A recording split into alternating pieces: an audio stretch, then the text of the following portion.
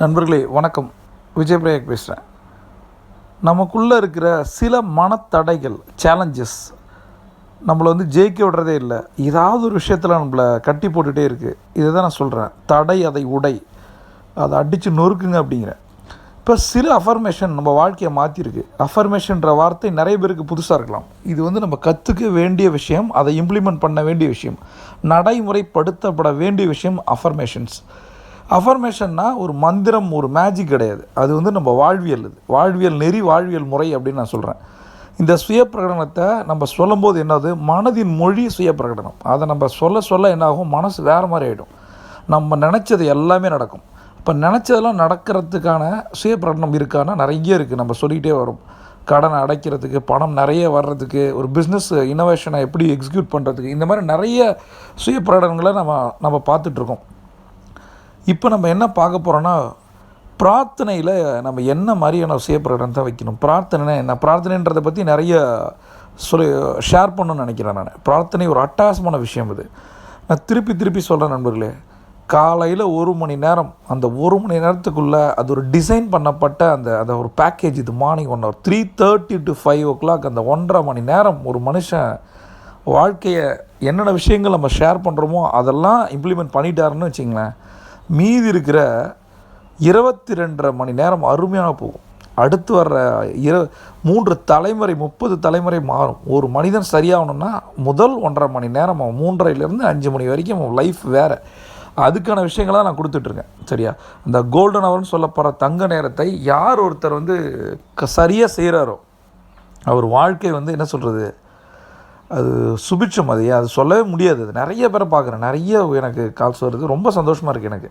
உண்மையிலுமே நான் இப்போ வேறு மாதிரி இருக்கேன். அது காரணம் இந்த தங்க நேரம் தான். சரியா? அந்த தங்க நேரத்தில் சுய பிரகடனத்தில் இன்றைக்கி நம்ம பார்க்க வேண்டிய மிக முக்கியமான விஷயம் பிரார்த்தனை அதிசயத்தை நிகழ்த்த போகும் அந்த பிரார்த்தனை அஃபர்மேஷன் என்ன அப்படின்னு பார்ப்போம். இது ஏற்கனவே அஃபர்மேஷன் எப்படி பண்ணணும்னு நிறைய சொல்லி கொடுத்துருக்கேன். அதனால் அதே மாதிரி இதையும் பண்ணுங்கள். சரியா? அந்த அஃபர்மேஷன் இதுவும் மூஃபி சொன்னது தான். இதை இம்ப்ளிமெண்ட் பண்ணுங்கள் தயவுசெய்து. ஒரு மரத்தின் கிளையொன்று எவ்வாறு அந்த மரத்தினுடைய வாழ்க்கையின் நீட்டிப்பாக இருக்கிறதோ அதுபோல கடவுளின் ஞானமும் சக்தியும் படைப்பாற்றல்களும் என்னூடாக நீட்டித்து வெளிப்படுத்தப்படுகின்றன. நான் கடவுளின் குழந்தை. கடவுளின் செல்வ வளங்களுக்கான அனைத்து உரிமைகளும் தனிச்சலுகைகளும் ஆசீர்வாதங்களும் என்னுடையவை. நான் என் மனதை கடவுள் மீது ஒருமுகப்படுத்துகிறேன். கண்ணுக்கு புலப்படாத அந்த இருத்தலுடன் ஒன்றர கலந்திருப்பதை நான் உணர்கிறேன். முடிவில்லா பேரறிவு எனக்கு தேவையான அனைத்தையும் தொடர்ந்து வழங்கி கொண்டிருக்கிறது. செல்வ வளங்கள் அனைத்தையும் என் மீது பொழிந்து கொண்டிருக்கிறது என்று நான் நம்புகிறேன். மனதார ஏற்றுக்கொள்கிறேன்.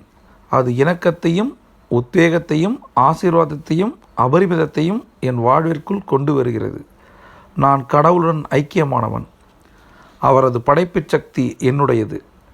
அவரது அறிவுக்கூர்மையும் வலிமையும் மதிநுட்பமும் புரிதலும் என்னுடையவையும் கூட. முடிவில்லா பேரறிவு எல்லா வழிகளிலும் என்னை வழிநடத்துகிறது.